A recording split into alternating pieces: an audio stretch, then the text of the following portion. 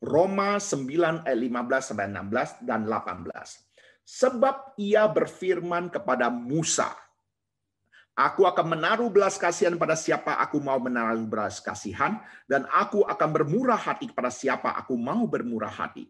Jadi hal itu tidak tergantung pada kehendak orang atau usaha orang, tetapi kepada kemurahan hati Allah. Jadi ia menaruh belas kasihan pada siapa yang dikehendakinya, dan ia menegarkan hati siapa yang dikehendakinya. Apakah maksudnya? Apakah karena Allah ada maha tahu dan semua rencana dalam kemahatauannya? Oke. Ini pertanyaan perlu diketahui juga konteksnya. Perhatikan, sengaja saya memberikan warna di kata Musa. Sebab ia berfirman kepada Musa, aku akan menaruh belas kasihan pada siapa aku mau menaruh belas kasihan, dan aku mau bermurah hati kepada siapa aku mau bermurah hati. Jadi hal itu tidak tergantung pada kehendak orang atau usaha orang, tapi kepada kemurahan hati Allah. Jadi ia menaruh belas kasihan pada siapa yang dikehendakinya, dan ia menegarkan hati siapa yang dikehendakinya. Nah, untuk menjawab yang selanjutnya ini, ayat 15, 16, kita perlu ayat 17.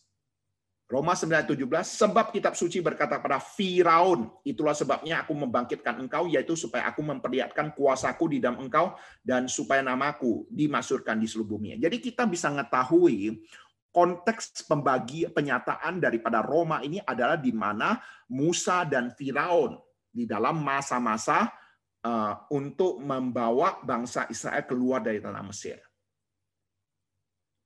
Ya, nah sekarang menjadi pertanyaannya ini dalam kemahatauan dan ini apakah dalam rencana Tuhan? Oke, baik ya, perhatikan ini konteksnya ya. Saya akan memberikan penjelasan demikian.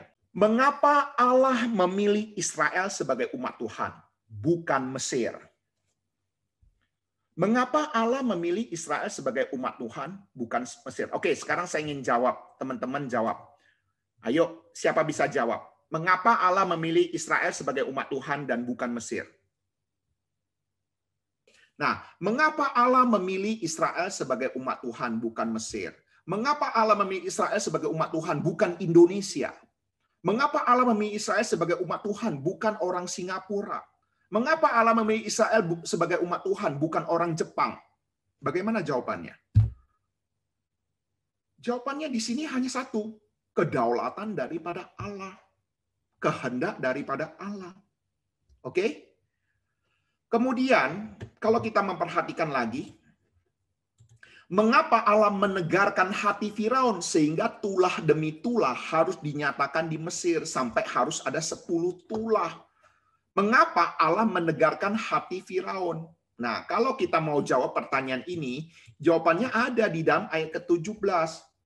Itulah sebabnya aku membangkitkan engkau, yaitu supaya aku memperlihatkan kuasaku dan di dalam engkau, supaya namaku dimasyhurkan di seluruh bumi. Jadi tujuan Allah menegarkan hati Firaun punya maksud untuk menyatakan kuasa Tuhan, untuk bagaimana kita harus ingat ya, di Mesir itu banyak dewa-dewi. Dan mereka masing-masing mereka percaya punya kemampuannya masing-masing. Jadi sehingga ada penafsiran mengatakan tulah-tulah yang ada itu sebenarnya itu adalah sebuah peperangan rohani di mana Allah satu persatu menaklukkan dewa-dewi yang ada di Mesir. Ya, sengaja Tuhan izinkan menegarkan hati Firaun supaya orang-orang Mesir itu mengeluarkan seluruh kemampuan mereka, itu ahli-ahli sihir mereka. Dan Tuhan menaklukkan mereka satu persatu. Ya, jadi tujuan Allah menegarkan hati Firaun itu sebenarnya memperlihatkan kuasa Tuhan untuk menaklukkan negara besar. Waktu itu negara yang besar bukan Amerika, tapi Mesir.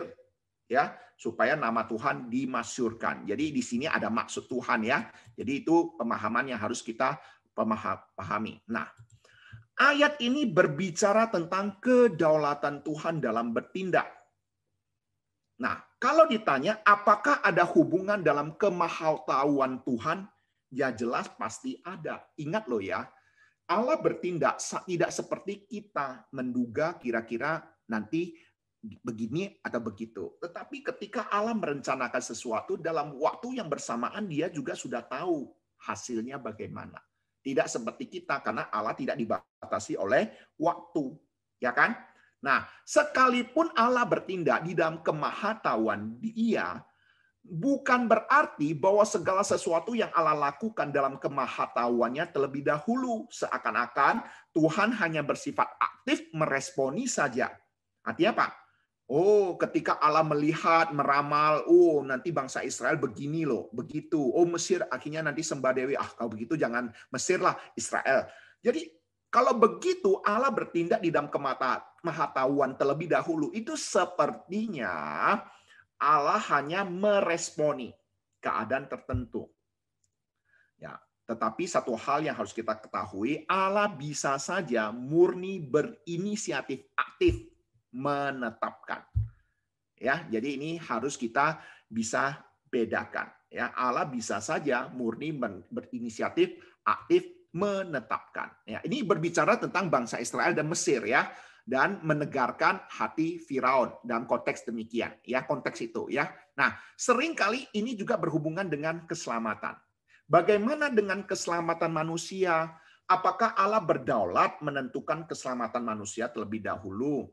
Ya, nah disinilah perbedaan antara predestinasi dan preeminence grace. Ya, predestinasi keselamatan hanya bagi sebagian orang, yaitu umat pilihan yang dipilih oleh Allah.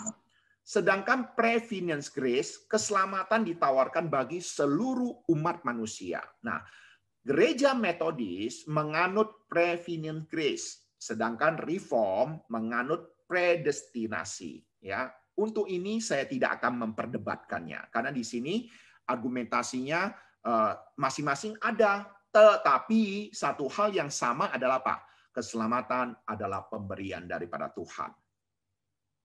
Ya, dan ini harus kita pahami. Ya, nah itu yang bisa saya jelaskan.